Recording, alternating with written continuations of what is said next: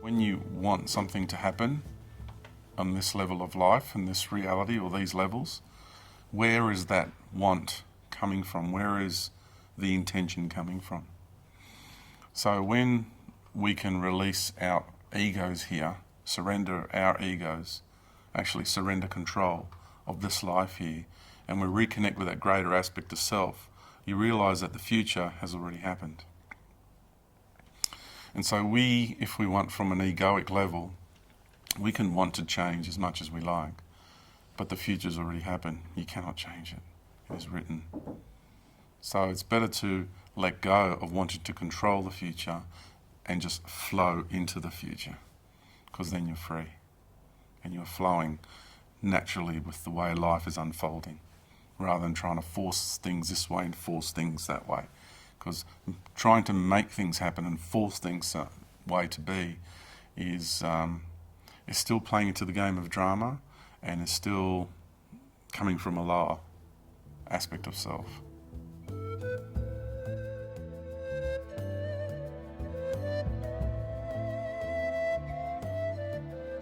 People then ask me, George, so what's the point of you getting up and saying anything? I still have my responsibilities and my obligations to life here. This is my soul journey. This is what I came here to do. And I'm not going to go away into the cave and hide. I'm one of the beings that have been managing this galaxy and these realities for a very long time. So I have a great deal of responsibility. And there's many, many, many, many who are here on the planet doing exactly the same thing. And we are here taking responsibility. And it's about us reclaiming our reality, because originally we created this reality, but we stepped back and allowed others to come in and take control of it because we wanted them to. And now it's time for us to reclaim it. And some of those ones that came in to take control don't like the fact that they have to leave. But they can't stay, because the evolution of the universe is more important than what they want.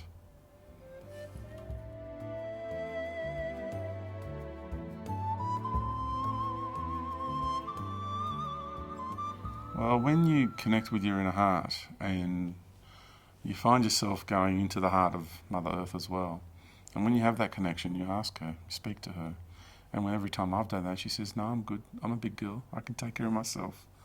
The lower aspect of her, the Lady Gaia personality on the surface, the crust, which is her ego, her lower ego, Earth ego, is Lady Gaia personality, that's the blue dragon energy. She's in pain on that level.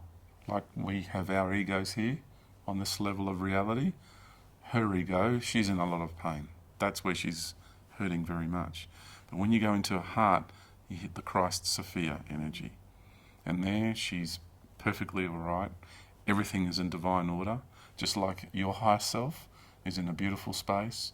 It's in total divine order with life, and in harmony and synchronicity with life. And that's the same for Mother Earth. So it's her lower personality that's hurting. And yes, if we start with gratitude, that helps her a lot. It does help ease the pain.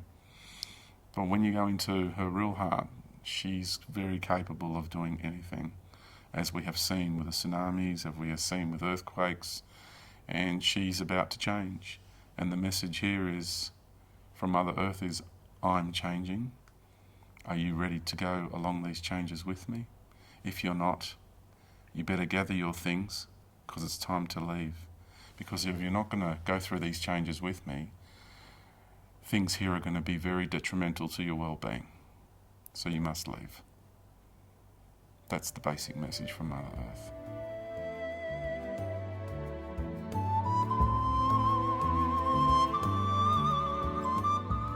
Some of the earthquakes are caused by HAARP, but not the main ones. The main ones are due to the fact that Mother Earth is straightening up on her axis, because the precession of the equinoxes, the wobble, which creates the seasons, is an aspect of, it's a function of duality, and it needed to be like that so it can create the energetic environment that we're having here and have this extreme version of duality that we're experiencing. So that was a necessary part, but now it's coming to an end. And just like us as individuals, Mother Earth, so she can ascend, needs to find centre. So she needs to straighten up on her axis so she can find centre and ascend.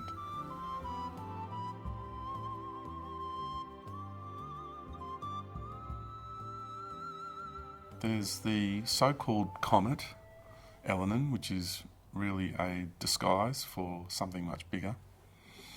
And when this object, well, it's called a dwarf star, when this gets closer, it's a very, the consciousness that is that dwarf star is a very jealous being. It's a failed star, and we're now talking about the battle, if you want to put it that way, that's going on a cosmic level to do with planetary consciousness and star consciousness. Because we have our interactions that we have here on this level as people, but there's also things that carry on much higher levels as planetary consciousnesses, as star system consciousness, as galactic consciousnesses. And so there's this jealous male being who is a failed star, who did not have the capacity to become a being of light, a body of light, who is coming in now and wants to spoil what Father, Son and Mother Earth are creating here. Because Mother Earth is about to give birth to this incredible race of universal beings and universal creators. And he wants to come in now and get between Mother Earth and Father Son and spoil the party. Exactly like a jealous being would. And every time it gets closer, because there's a strong magnetic fields between these objects on a cosmic level, his energy is having an effect on her, and she's making a stand. So she's straightening up, and he affects her again, and she's making a stand. So every time he's coming in and having a magnetic effect, it's like the feminine is no longer lying down. The feminine is getting up. She's getting up off her knees, and she's standing tall. She's doing it bit by bit by bit. And it's a beautiful thing, because the sacrifice of the divine feminine is the greatest sacrifice of all, even greater than the sacrifice of the Christ. And that is the information that's been hidden from humanity for a very long time. That's why the women of Islam wear the veil, because it symbolises the feminine that is hiding behind the veil. And she's now stepping out from behind the curtain or behind the veil and coming back to the fore. And I think it's a wonderful thing, because this is her body, this is her domain, and she's our great mother, and it's time for her to give birth to her children. And there's a lot of people, a lot of beings that want to stop that from happening, but they won't. They will try, but they won't stop her.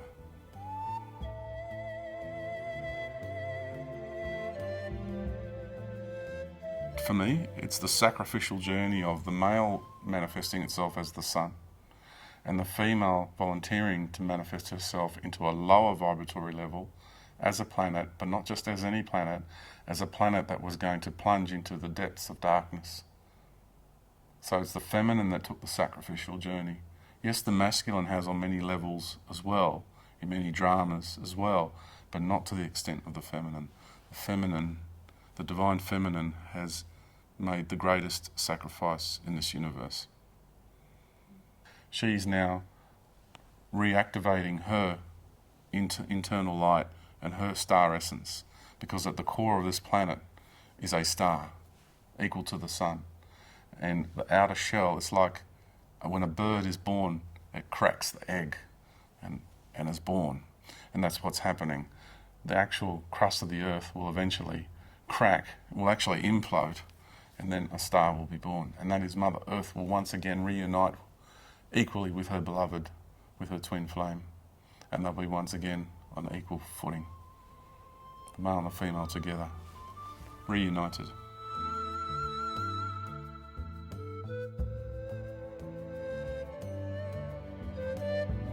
Through the changes, like we've already had earthquakes and tidal waves, there'll be more of those, and people will perish in the next year, in the next year and a half.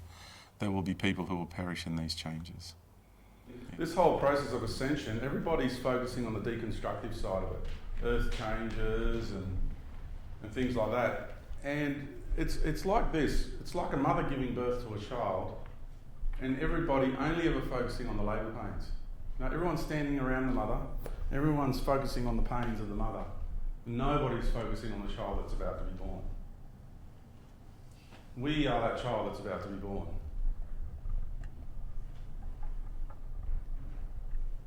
Start realising this. What I'm sharing with you here today is about self-empowerment and is about the creation of a new life. This is about creativity. This is not about fear-mongering. This is not about negativity. It's habitual. We can't help ourselves. Like I said before, you want the juicy stuff? Yeah. You love the drama? Yeah. Everyone loves the drama. Well, I'm staying with Mother Earth, but I'm going to go through an opening into a high dimensional realm on Mother Earth. And when we're in this high dimensional realm, everything below that frequency is going to be cleansed by Mother Earth. Just like us, for us in order to ascend, we need to transmute our lower vibratory energies, our lower egos, our darkness, our negative intentions. All that needs to be transmuted. Mother Earth needs to do the same thing.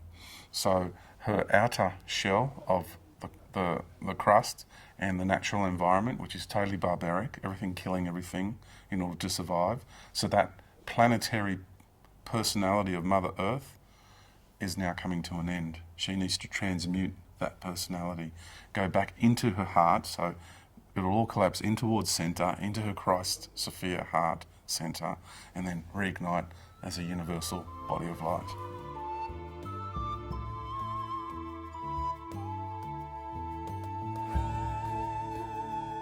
If people are not going to go through these openings, then what will happen is they will go off-world via stargates, wormholes, a whole array of different extraterrestrial beings. Some will have beings posing as angels of light who will come. They'll take their astral essence out of their bodies and take them to their version of divine light, which is not the true organic light of the universe of God. It is just their version of, they've created all these different paradigms of light, and they will take people there. And so there's many different places people are going to go to. It's not just one destination. And there's other planetary bodies which are setting themselves up like Mother Earth has. And some people will go there directly and continue the dramas of the lower paradigms of the universe. And they'll get the opportunity to ascend on that planetary body much further down the track. So whoever doesn't ascend this time doesn't really matter overall, because if they didn't do it here on Earth, then they're going to do it somewhere else, but further down the track. There is no right and wrong. The real God does not judge.